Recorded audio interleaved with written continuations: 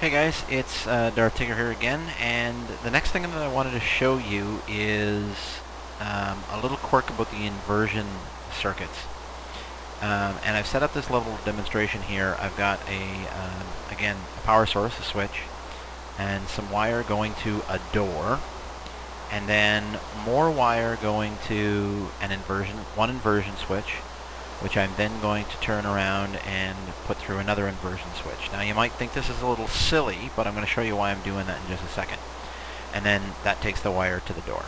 Okay? And they're both powered off of the same switch, so that you can see exactly what's going on here. So when I flip the switch, watch this door. It's going to open first, and then about a tick later, you're going to see that door open.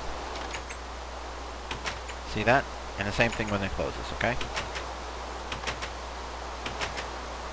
Now, the way to get rid of this, and I know you're asking yourself, why would I do this? But the way to get rid of this first is to put a single repeater in here, even though you don't need it. It's still going. Let me just put that. There you go. So it's 2 ticks, actually. So if you want to time these to be exactly the same, then that's how you're going to have to do it. Now, you're now asking yourself the question, why would I ever do that? And here's the reason why. Right now, I've got this circuit set up on the ground. But, quite frankly, it's not all that useful set up on the ground. What most people would like to do is to set a block on top of this here, and then to put their door up here. Now, when I turn this on and off,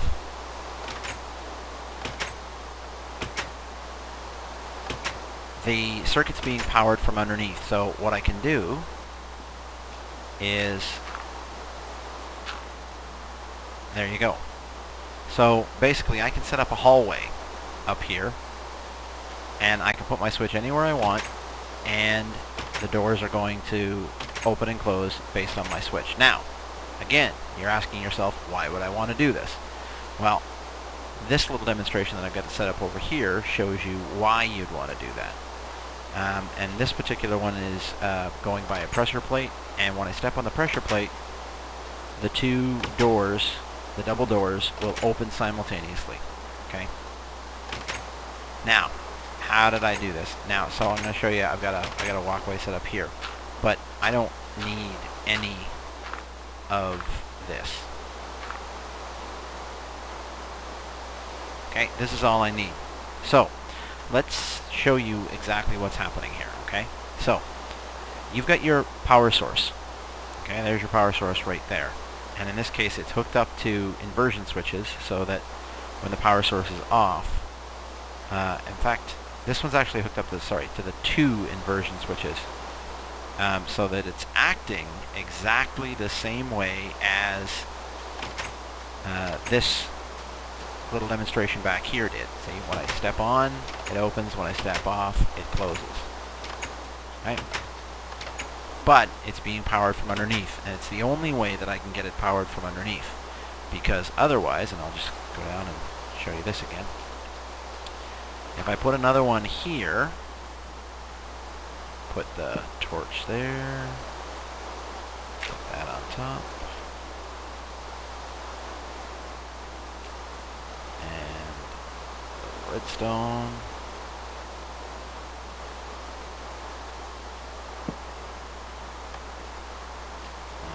there we go.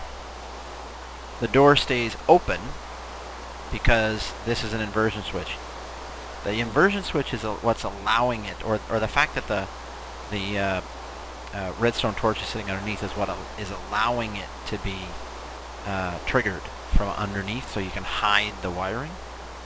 But it's inverted, right? So the only way to get it so that, there we go. The only way to get it so that it stays closed, except when you power it, is to use that double inversion switch. So what's happening is the power's off here. This inversion switch turns the power on, which in turn turns this inversion switch off, leaving the door closed. When I turn it on, it turns this inversion switch off, which in turn turns this inversion switch on, which powers the door, so it's open. Just like that.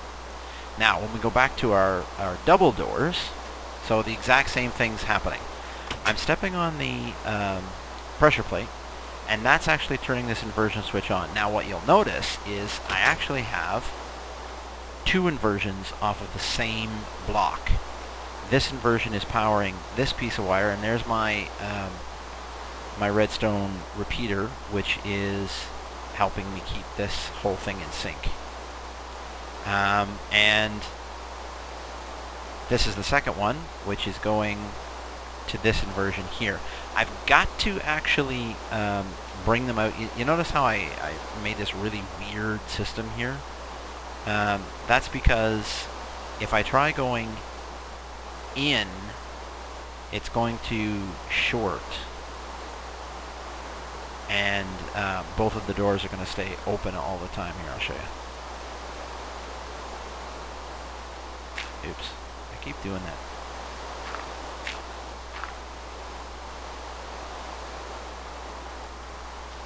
And maybe just call it made a liar out of me.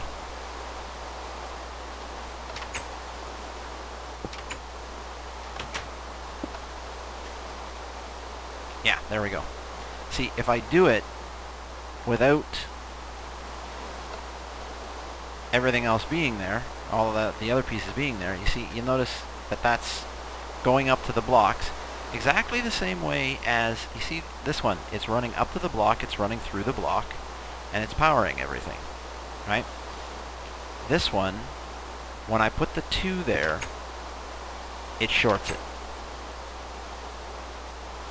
If there's only 1 there, you'll notice that that side actually closed like it's supposed to. It's supposed to be closed when the switch is in this position.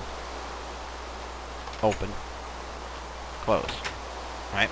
But when I put the second one there, it shorts it, so they both stay open all the time, right? So in order to get around that, I have to come out the sides. And you notice, I can come off the side of this torch and come around, and I can come into the side of the inversion block here. Or I can come off the front of the torch, come around, but I'm not able, you notice that this one it isn't powered the same way from underneath, okay? That's because, again, if I put another torch there, it's going to short the whole thing out. So what I had to do was I had to come up the side. So either way will work. If you want to hide